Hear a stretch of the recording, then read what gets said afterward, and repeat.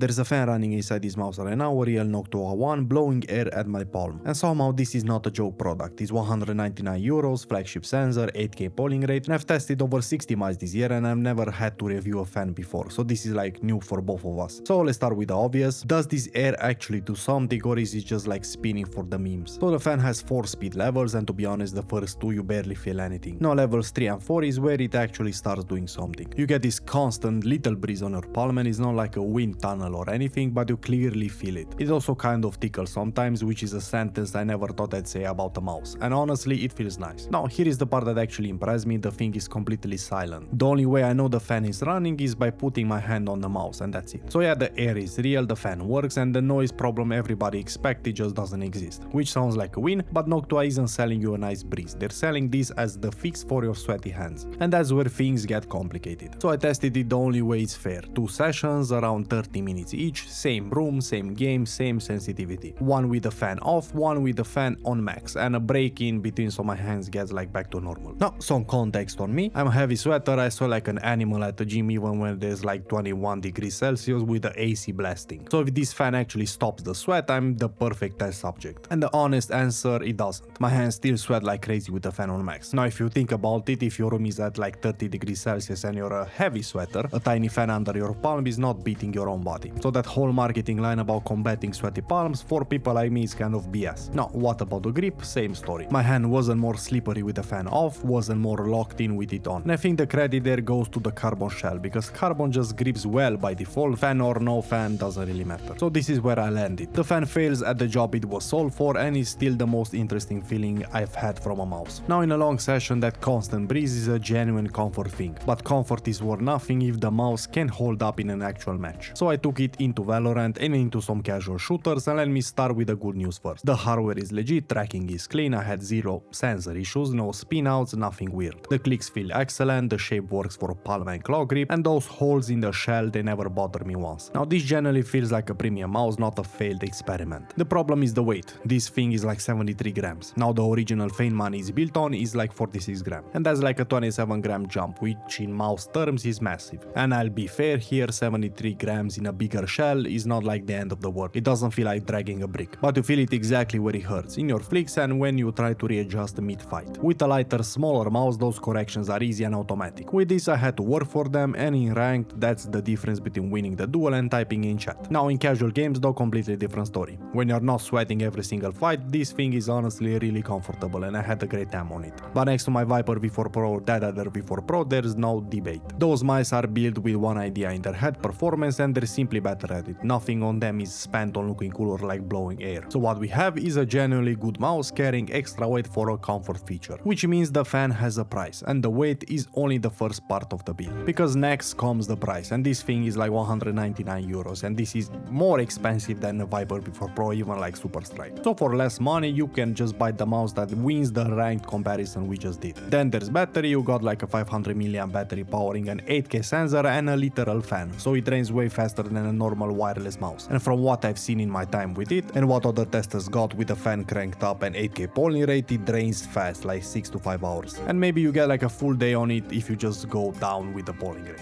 So nothing catastrophic, but you'll be charging this thing more often than anything else on your desk. Now if we're gonna talk about dust, I know some of you are already thinking about it. A spinning fan, open shell, cloth pad, stuff like that. In my time with it, nothing happened. No fibers, no gunk, nothing blocking the fan. And to be honest, you'll need like an Asmongold setup to choke this fan with room dust. But here's the annoying part of the whole equation. Remember, levels 1 and 2 barely do anything, so to actually get the comfort, you're running level 3 or 4, which is exactly where the battery drains the fastest. And the fan only matters at the settings that punish you for using it. So now everything's on the table, and the answer honestly is 2 answers. So the first answer, is the fan a gimmick? And honestly no. It works, it's dead silence, and the balance is done well. The weight is spread out and it never feels like that heavy. The tech is also great, and if they somehow manage to get this weight down to like 60 grams, that would be when this could be taken into consideration as like a legit new thing that we should implement in every mouse. Now second answer, should you buy this one? Now depends who you are. If you're like a collector or deep into the mouse hobby, then yeah, it's a Noctua collab, flagship sensor, a literal fan inside, and this is a flex piece. Same energy like as a M3K or like a final mouse back in the day. Now if you love the shape but to play ranked, get the original Feynman instead, lighter, same DNA. And if you just want poor performance for your money. There are like thousands of mice at this point that are doing that for a fraction of this price. So would I bring this into like a serious ranked match because of the fan? No, but this is something that I would love to see in a lighter mouse, to be honest. Now let me know in the comments what is your most insane gaming purchase and if you regretted it afterwards or not. And if you want to see more videos like this without the marketing script, check out the next one.